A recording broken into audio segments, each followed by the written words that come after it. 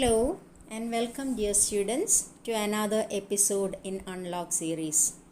Today we shall look into Unit 3 of Module 1, concentrating again on vocabulary. Let's read the passage given and then acquaint ourselves with new words and their synonyms. Let us also learn some antonyms, phrases, as well as idioms. As in all other passages or units, we need to read the passage given below and complete the exercises that follow it. Let's look at this given passage. Raman was a voracious reader and pored eagerly over all books in his father's collection, among which were original writings of great scientists. These books were to him like old friends, never to be forgotten. He once said, "Out of this welter of subjects and books, can I pick anything really to mold my mental and spiritual outlook and determine my chosen path? Yes, I can, and shall mention 3 books." These 3 were Edwin Arnold's Light of Asia, which is the story of Gautam Buddha, The Elements of Euclid, a treatise on classical geometry, and The Sensations of Tone by German scientist Helmholtz on the properties of sound waves. A study of his manner of working, the problems he chose to work on, and the nature of the solutions he discovered does appear to carry the mark of these great minds. Now let us reread the passage with a focus on the new words and their possible synonyms. Raman was a voracious reader. Look at the word voracious. It really means wanting great quantities. So, it can have as its synonyms avid, insatiable. And here in this context or in this passage, voracious means enthusiastic or energetic. So, when you say that Raman was a voracious reader, it means he was a very energetic or a highly enthusiastic reader. So Raman was a voracious reader and pored eagerly over, which means studied carefully. He pored eagerly over all books in his father's collection, among which were original writings. So look at the word original, which can have many synonyms like real, authentic, and genuine. And the antonym or the opposite of original can be fake. So in his father's collections were original writings of great scientists. These books were to him like old friends, never to be forgotten. He once said, "Out of this welter." Now what is the meaning of the word welter? It is a large number of items in no order. Or you can say a welter is a confused mass. And so welter can have as its synonyms clutter, mess, hodgepodge.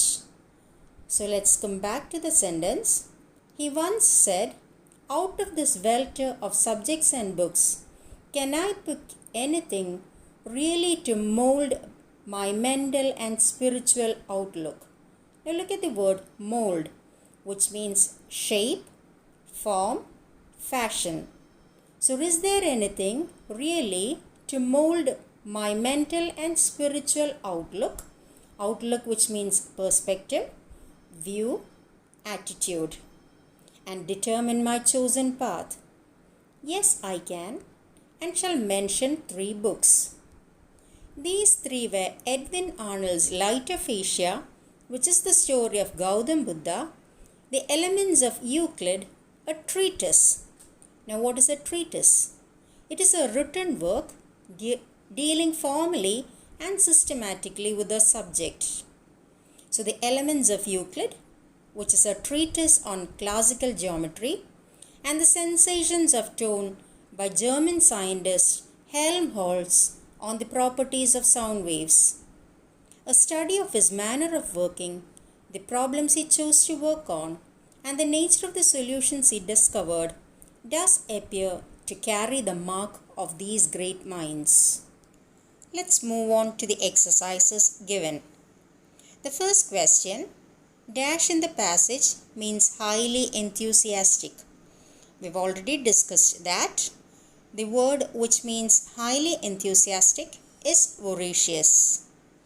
The second question is, pored eagerly over means, you have four options: read with great interest, studied carefully, C, both A and B, and D, the answer is skimmed through.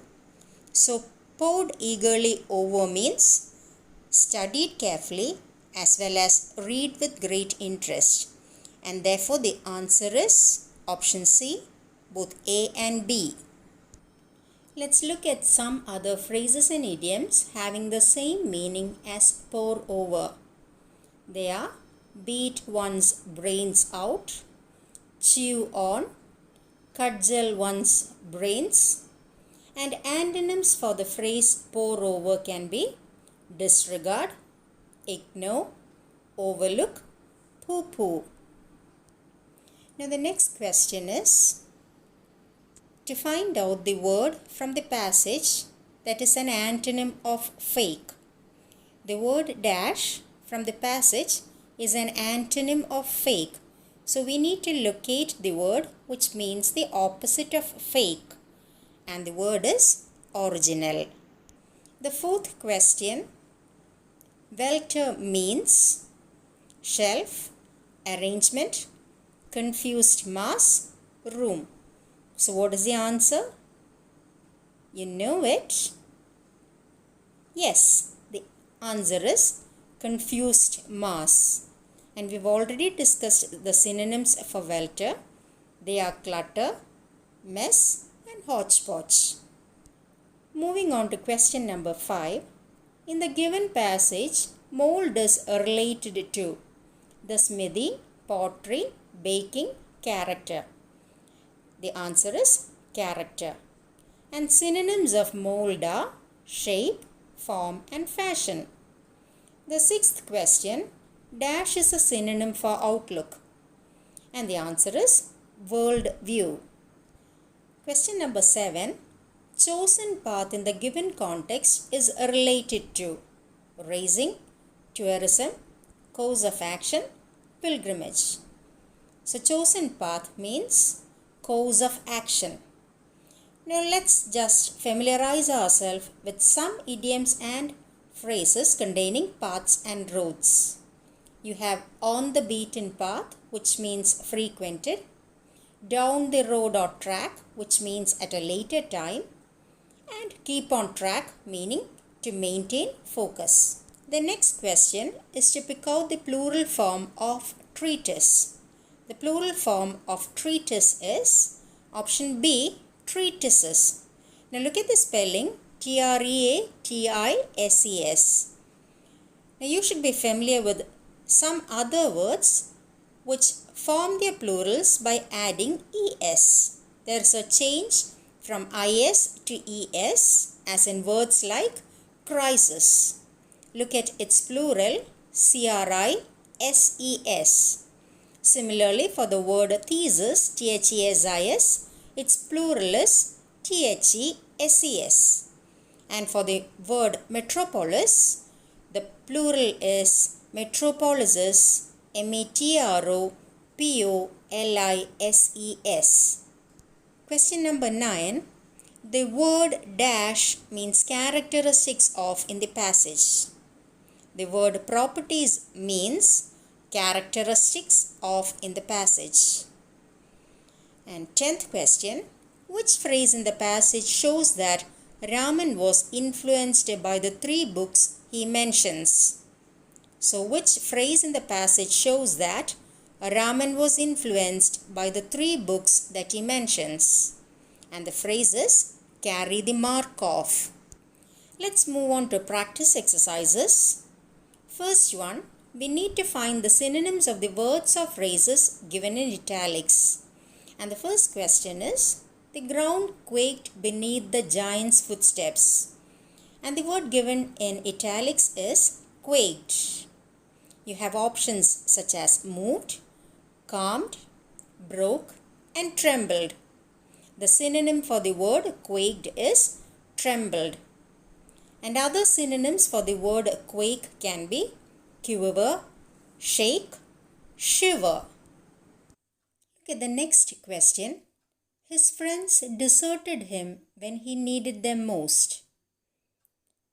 What are the synonyms for the word deserted? Or what is the meaning of the word deserted? Let's look at the options. Cheated, helped, abandoned, left him in the desert. So deserted means abandoned. And other synonyms for deserted are cast off, leave, neglect. Now remember, do not confuse this desert with the next one, D-E-S-S-E-R-T. Look at the difference in the spelling. One is D-E-S-E-R-T, which means abandoned or neglected. The other one, D-E-S-S-E-R-T, again desert, refers to the sweet course eaten at the end of a meal. And I hope you are very much familiar with the word dessert, D-E-S-E-R-T. Moving on, we are asked to fill in the blanks with the correct word. So the next question is, his decision to relocate to his native town was a dash one. It was a judicious one. Then he was asked to take his aged mother to see a physician. And the answer is geriatric, which means relating to old age. And I know pretty well that you know the meaning of what pediatric is. From synonyms, we move on to antonyms, and we are asked to find the antonyms of the words in italics. The fifth question, the number of species of sharks in Arabian Sea is dwindling according to a study. Now, what is the opposite or antonym of the word dwindling? Dwindle means to decrease. So the opposite of dwindling is increasing. The sixth question, my grandfather used to give me very sagacious advice when I was growing up. Sagacious really means wise. So the opposite of sagacious is foolish. Now we are asked to find the meanings of idioms and phrasal verbs given in italics. So the next question is, surprisingly, very few guests turned up for the wedding. So turned up is a phrasal verb given in italics, and we are also given options like were invited to, arrived for, came for, danced at. And the meaning of turned up is came for. Let's look at some other usages with turn in them. Turn down means reject. Turn out means emerge. And at every turn means on every occasion. The next sentence is, stop fanning the flames and try to settle the dispute. Will you? Fanning the flames is given in italics, and we are asked to identify the meaning of the usage fanning the flames. Fanning the flames actually means increase trouble. And there are other usages which have similar meaning. They are add insult to injury, which means increase the trouble, and also add fuel to fire, which again means increase the trouble. The ninth question asks us to locate the word that has been wrongly spelt, and the word is option B, corporate. So try to find out the correct spelling of the word corporate. And the last question asks you to make sentence of your own with the word recession. I hope you will make a grammatically correct sentence with the word recession, and we can discuss that question in the next class. Until then, stay safe and take care. Thank you for listening.